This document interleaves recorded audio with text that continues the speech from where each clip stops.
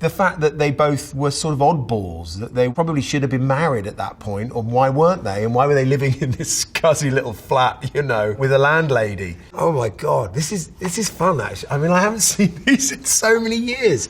Hello, I'm Jude Law, and today I'll be watching some scenes from throughout my career, most of which I haven't seen in many, many years. So this will be quite intriguing for me, and hopefully for you. Here we go.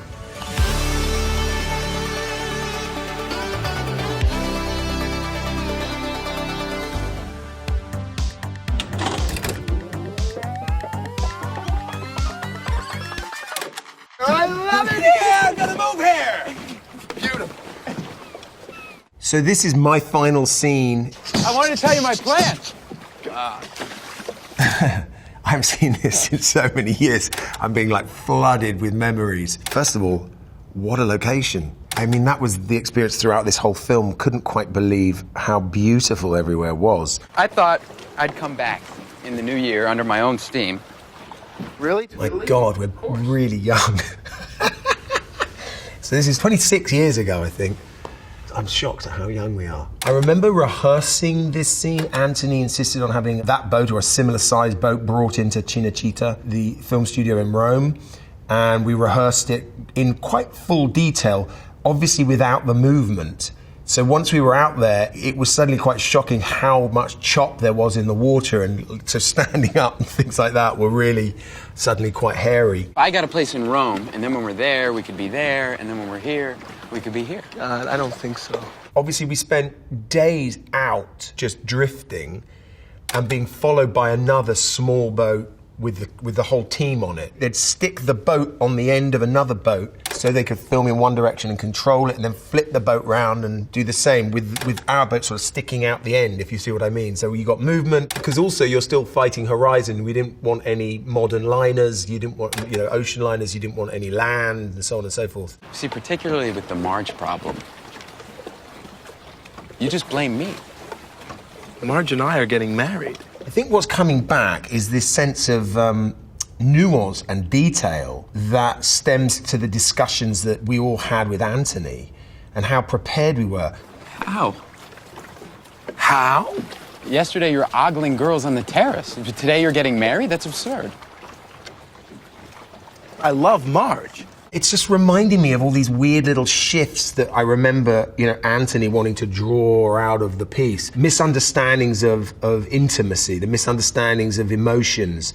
You love me. You're not marrying me. I just remember going into that with such a fine-tooth comb in rehearsal. And so seeing it kind of pop out is really rewarding, actually.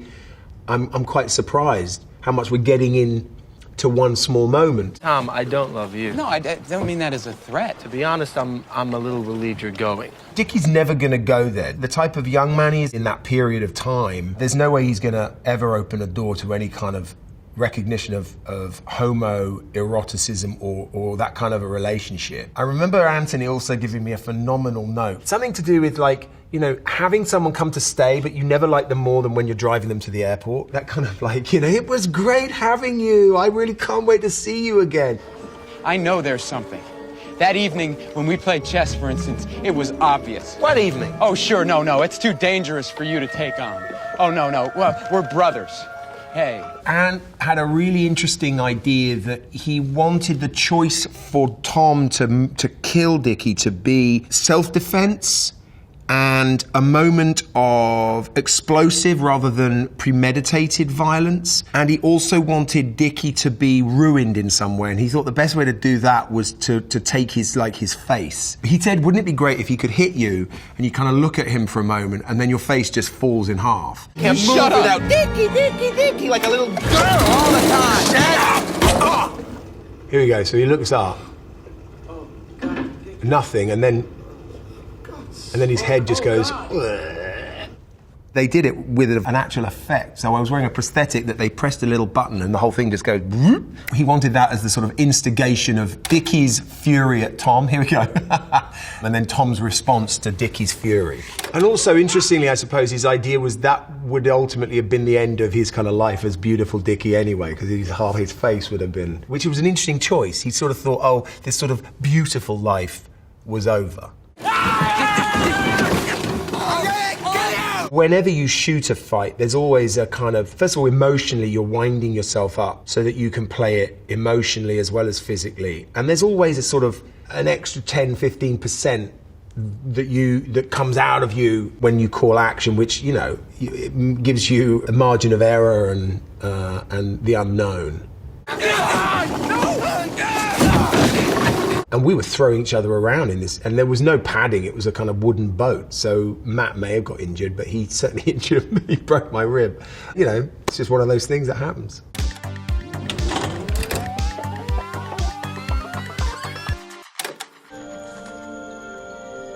Is it real?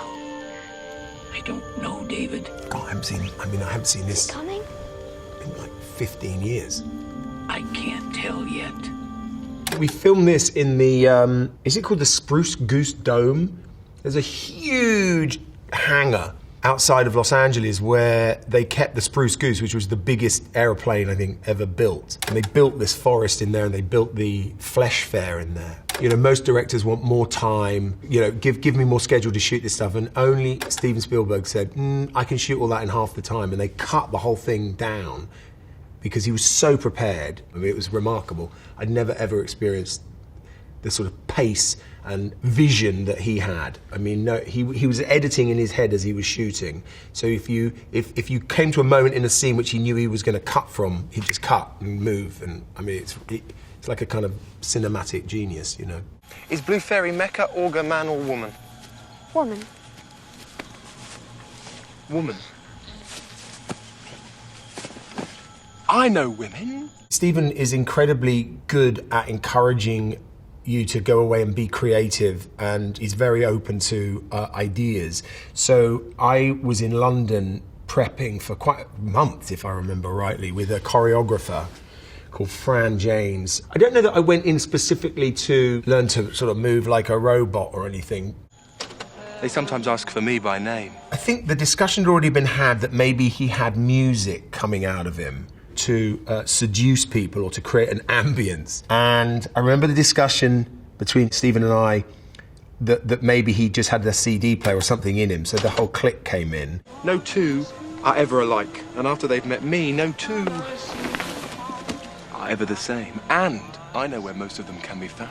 The prosthetic started out as being the great veneal. They took a mold of my face, built a prosthetic, and then stuck it back on my face. But it was too restrictive, and it kind of looked too plasticated. So they kind of reduced it down to brow and nose and chin, and we ended up actually just using a piece on the chin and a tiny piece on my nose. With a little lady shave, we took all the hair off my face, like all the fluff, and sprayed in this hairline, and most of that is just this very, very thick makeup that gives me that kind of plasticky look, which they would then polish. I mean, I remember constantly coming in buffing my face. It was a nightmare for my hands though, because they shaved everything off my hands as well, and it all grew back like twice as thick. My customers may ask for me by name. Gigolo Joe, what do you know? Somewhere in there, this idea of Gene Kelly and Fred Astaire, and so I worked with Fran on dance, and weirdly, with the sort of combination of dancing and robotic movements and mannerisms. For example, the way he walked would always be the same, and so we kind of created something that was fluid. My eldest son was 3 when I was making this, and my daughter was born. So I really remember, I really loved working with Haley. First of all, because he was a kid, and I was in that sort of, in a very familial place with my babies, and he was so astonishingly good. Kids are either being kids, and you kind of capture them being themselves, or they're really performing, and he was able to just take notes like a really mature actor. And it was this sort of really odd mix between kind of goofing around talking about, I don't know, The Simpsons or some funny thing he had done on the weekend, and then also really being able to play these characters opposite each other and really engage. And he had a lot to deal with, because, you know, the teddy, Stan Winston had built this incredible remote control teddy bear, but also it needed puppeteers, and that takes a lot of time. Fun, obviously, for a kid, but also time consuming, and he was just so present and so brilliant.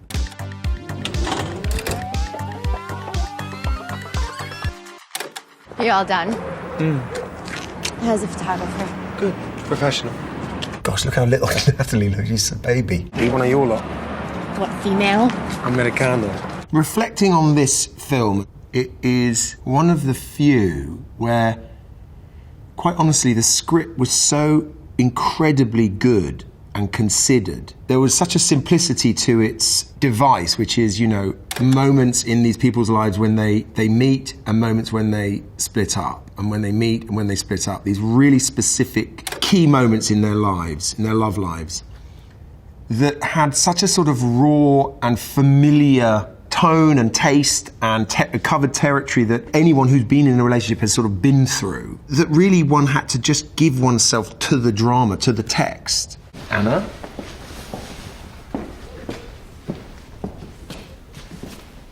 Alice. This is where Patrick Marber is so brilliant. He's playing the awkwardness. What Mike did so brilliantly was create an environment of trust and vulnerability and openness by being so open about his own past and his own loves and personal dramas, that it meant that we were all connected and safe and able to do the same through the drama. It wasn't a piece which I remember having to do work where I thought, okay, plan this character's emotional arc, plan this character's emotional response, because that was already in the map of the script. It was more a case of turn up and be honest to the moment that the script is directing you in. And when you're working opposite brilliant actors who are doing the same, and they're all there and they're all willing to be brave and open, it's the best kind of play you can experience as an actor. Will you take my photo?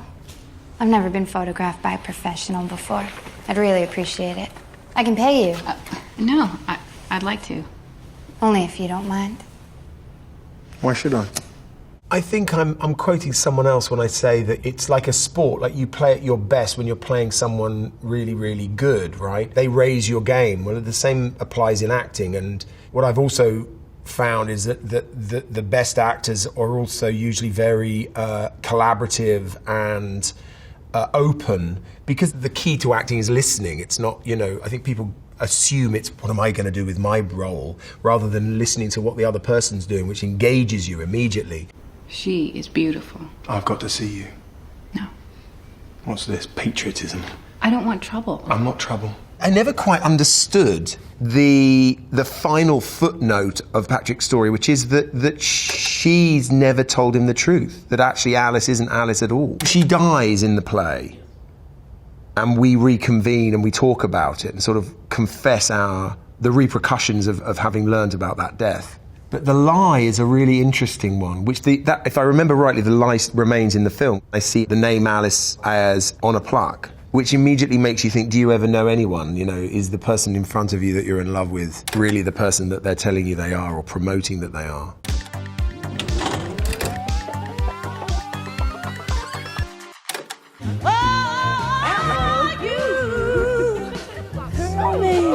So, first of all, my memory is that this was one of the first things we shot. It was literally the only time we were all together at the same time, because there's no other parts of the film. So it was one of the, I'm going to say, I mean, I remember hanging out with the others. I mean, Kate and I certainly did, because we had kids about the same age. And Jack I remember hanging out with, but I remember it was an odd occasion. It was kind of exciting. Apart from anything, it was meant to be New Year's Eve, right? So we'd shot all the exteriors in the UK.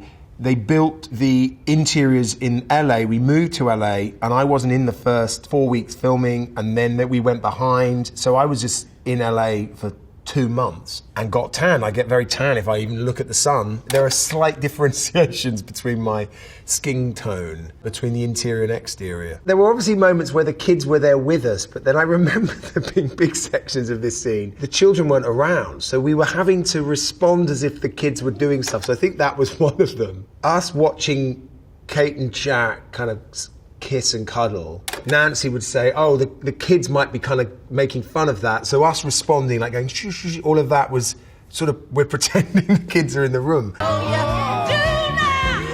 I just remember this being so much fun.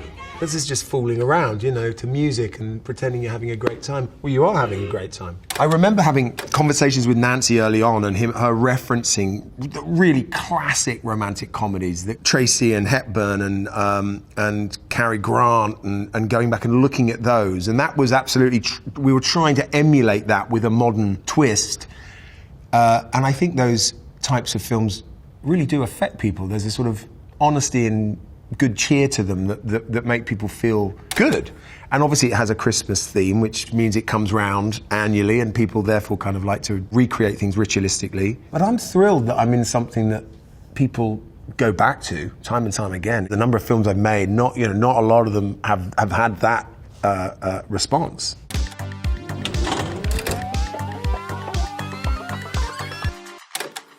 There's one odor I can't quite put my finger on. There's a candy floss, molasses, maple syrup, barley sugar, Toffee, apple. In a very polished way, we were making it all up as we went along, which was just the dynamic that was the kind of alchemy of this film. To say that it was the three of us, meaning Guy, Robert and I, is not true, because of course there were all these other inputs. But it felt very much like the three of us would go in and look at what we had to do for the day and would play for a couple of hours and try stuff. And, Robert is exceptional at coming up with ideas and moments, and Guy obviously is a writer as well as a director, and so we would sort of play and then reduce, and that would be what we would shoot, but we'd always have alternatives and ideas, and things that's in the moment. So things like coming up with a candy apple because the guy's got one and he's just been talking about a scent somewhere else was just a funny, silly idea. That's why I started laughing.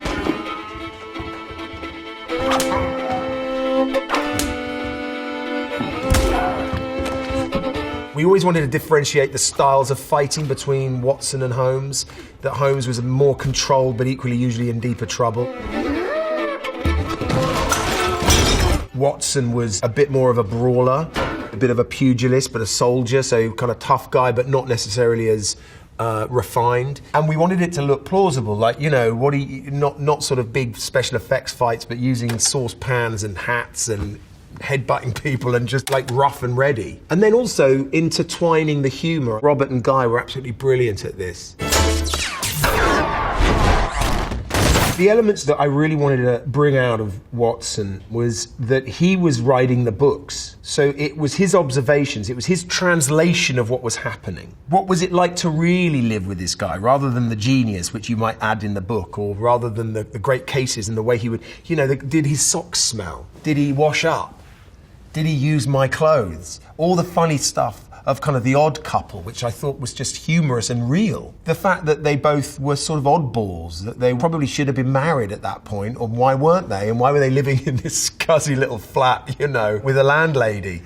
All of those truths, the idea that through Watson's eyes, he was sort of looking at it as an author, thinking, this is a very good story, maybe I can pen that,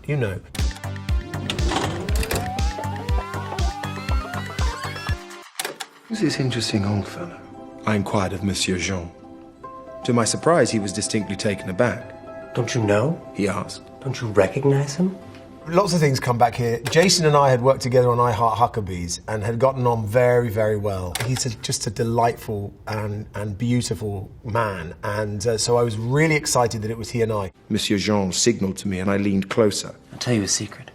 He takes only a single bed sleeping room without a bath in the rear corner of the top floor.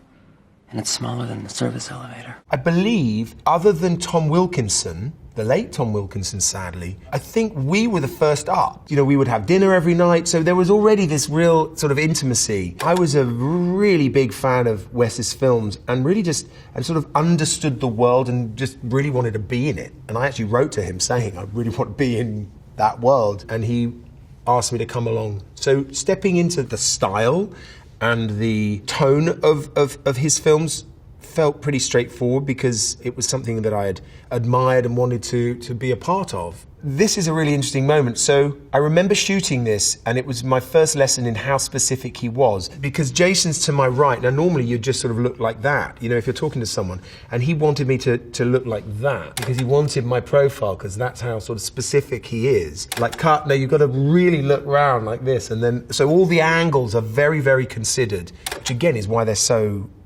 famous for their design and for their style. For example, that set was just a flat with a projection on the back, built solely for that shot. So this really was an older bathhouse. I admire your work. I beg your pardon? I said, I know and admire your wonderful work. Me and Murray spent 2 days in Bath, basically, together. Well, not together.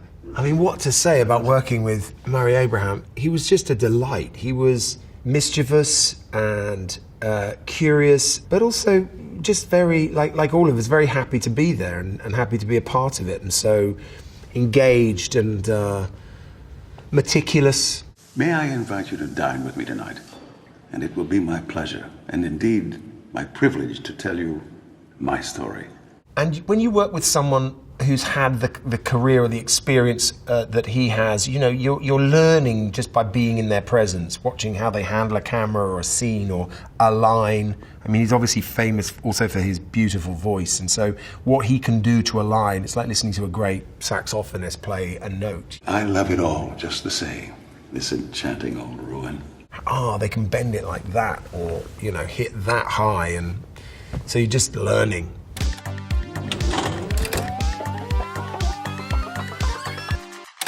He would never do anything without asking you first. Oh, Kit, what's this woman to you? She was a radical. So this was my first day on set. She deserted her husband, her children. I was fortunate with this part in that I had months to prepare, because me and Kareem discussed it in like October. I had Christmas and then it got pushed, so I had a few months at the beginning of the year to really get ready. So I remember being obsessed with this idea that I really wanted him to always carry a sense of who he had been, that he had been this beautiful man, he had been this great athlete, he had been this prince full of promise, and was suddenly well aware that he was on the way out, and was furious with himself, furious with life, furious with God, furious with the world, that everything had become such a mess. So the fury was always present, plus he's in agony all the time, blistering agony with these legs. I pictured him like a wounded gorilla. I really wanted him to still be powerful up here. The idea of being able to grab people and grab things and own them. James! James! I completely underestimated having this falcon. And not only is it a falcon, it's a really rare falcon. It's like a snow falcon from Siberia or something. I'd had a bit of a practice, but I'd forgotten that, of course, it's going to respond if I start getting angry here. James! And James was the name of the chap, so that all just became a part of it. That's me getting angry because I'm trying to do the scene, and then the falcon's going nuts. So it's just like, take it off, mate! James! Because I didn't want to get clawed. And that's just one of those lovely, lucky moments where you're kind of playing two things, and the bird, of course, exploding added to the flurry of the scene. I'm sorry. What? I'm so sorry. I don't know what came over me. I worked with a very good intimacy coordinator on this. You know, I had to make sure everyone who came on set knew that I may touch them, because he's a king and he owns you. Friend from childhood confused me. It's very physical. I touch a lot of people's mouths, and that relates to an appalling way he abuses his wife, where he kind of puts his fingers in her mouth. It's this sense of you're nothing, you're an animal. And he does the same with a dog. That kind of physical grabbing, ownership, disregard was really important to this sense of status that I wanted him to have. I was completely unaware of where the cameras were, and that's the way Kareem works, that he would sort of shoot it and sometimes film when he wouldn't say action. So I remember finishing the day's work and being really like, have we got it? Did we get the scene? I didn't feel like we actually shot it, and it was me getting used to Kareem's style, which was very fluid and not secretive. That makes it sound like it was illicit, but it was very, very subtle. Forgive me. Don't question us. I learned during the prep that Henry was the first monarch in England, anyway, to refer to themselves as the royal we, us, being me, Henry, the crown, and God. So I changed all of his language to us, we, and it makes him psychopathic. He sounds so weird, don't question us. And he's talking about himself. It's so odd.